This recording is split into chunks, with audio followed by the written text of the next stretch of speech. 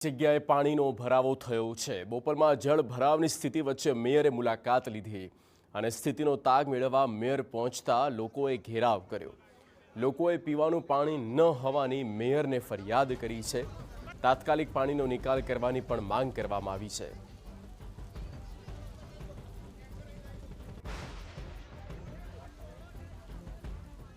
નવો પરમારવાસ, Bhagwati society, Trimurti society, બીકે Patel school, નાયકવાસ, વણકરવાસ, હરિજનવાસ, બધા વાસમાં ગરીબો માણસો રહે છે જે રોજ લઈને ખાય છે।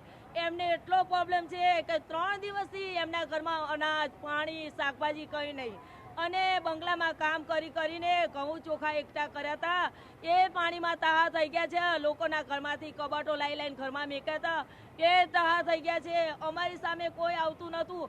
ચૂંટણી હોય, વોટિંગ હોય તારે 10 જણા પગે લાગવા આવે છે। વોટ આપજો, વોટિંગ કરજો, અમે તમારા સામે બેસા।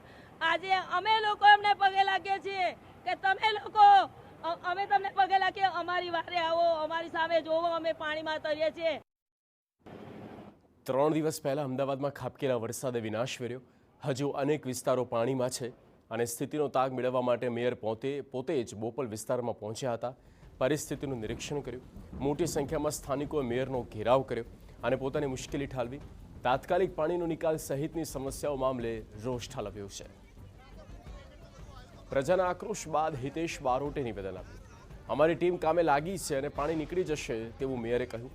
વહેલી તકે રસ્તા પરથી પાણી ઓસરી જશે।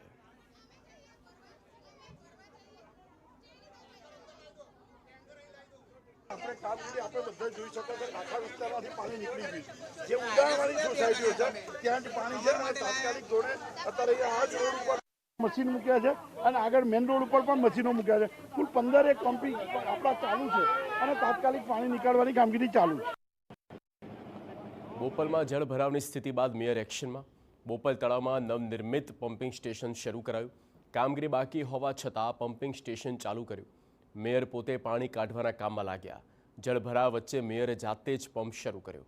કર્મચારીઓ સાથે મળીને પાણીના નિકાલ માટે મેયરે મદદ કરી। બોપલ વિસ્તારમાં પાણીનો ગરકાવ થઈ ગયો છે। લોકો હેરાન પરેશાન છે। આ જ બાબતને ધ્યાન પર રાખી મેયરે બોપલના અલગ અલગ સંખ્યાબંધ સોસાયટીની મુલાકાત લીધી, લોકોની મુલાકાત લીધી। મેયર આપણી સાથે છે કે તેઓ હવે બોપલ તળાવ પર આવ્યા છે। મેયર જે રીતે મુલાકાત લીધી, લોકોમાં નારાજગી તો છે, પરંતુ કયા પ્રકારની કામગીરી?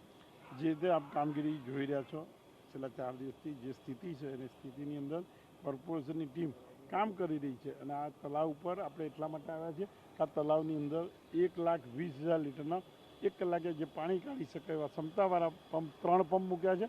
એટલે રોજનું કલાકનું 5 લાખ લીટર પાણી અહીંયાથી નીકળી રહ્યું છે 1 કલાકે અને આ જે રીતે કરોડોના ક્યુસેકમાં પાણી આપણે કાઢી રહ્યા છીએ અને આ તળાવમાં આવતું પાણી જે વરસાદી પાણી છે એ વરસાદી પાણીનો નિકાલ કરવામાં આવી રહ્યો છે।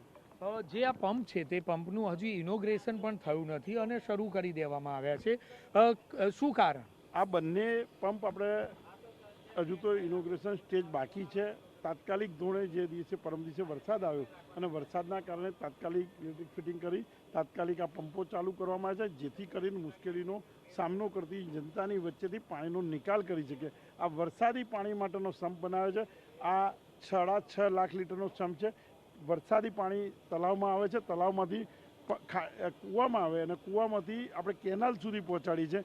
આ પહેલો પ્રયોગ કર્યો છે આ તળાવ અને ગુમા તળાવની અંદર 3 પંપ મૂકવામાં આવે છે। બંને પેલી ગુમામાં 3 પંપ ચાલુ છે અને અહીંયા 2 પંપ ચાલુ છે। કલાકે 1,20,000 લીટરની ક્ષમતાવાળા પંપ છે। એટલે આખા 3 દિવસથી સતત ચાલુ પંપ છે અને ગુમાની અંદર તો 3 પંપ ચાલુ કરવામાં આવે છે। કુલ જે રીતે પાણીનો નિકાલ કરવામાં આવી રહ્યો છે આપ જોઈ શકો છો કે આ તળાવ હર હંમેશા ભરેલું રહેતું હતું। આ તળાવની અંદર વરસાદી પાણીનો સંગ્રહ થાય અને વરસાદી પાણી આજુબાજુમાંથી જે વરસાદી પાણીને લિંક કરવાની જે વાત હતી માનનીય અમિતભાઈની અને મુખ્યમંત્રીની એ રીતે આ પહેલો પ્રયોગ કર્યો હતો અને આ પ્રયોગ આપણે સક્સેસ છે। જે રીતે ઇનોગ્રેશન કર્યા વગર આપણે આ કામગીરી ચાલુ કરી છે। આનો લાભ ખાસ તો બોપલ વિસ્તારની સોસાયટીઓ અને લોકોને કેટલો થશે અને કેટલા ખર્ચે આ પ્રોજેક્ટ તૈયાર? બહુ નોમિનલ ખર્ચથી આ સંપ બનાવેલો છે। આપણે બંને જગ્યાએ આ સંપ બનાવ્યો છે।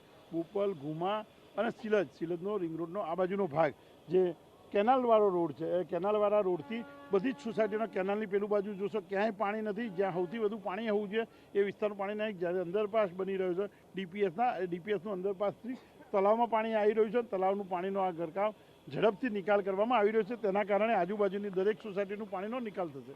નોંધપાત્ર બાબત છે કે જે આ પમ્પિંગ સ્ટેશન બનાવવામાં આવ્યું છે, દ્રશ્યો બતાવીશું કે જે આ પમ્પિંગ સ્ટેશન છે હજી કામગીરી બાકી છે.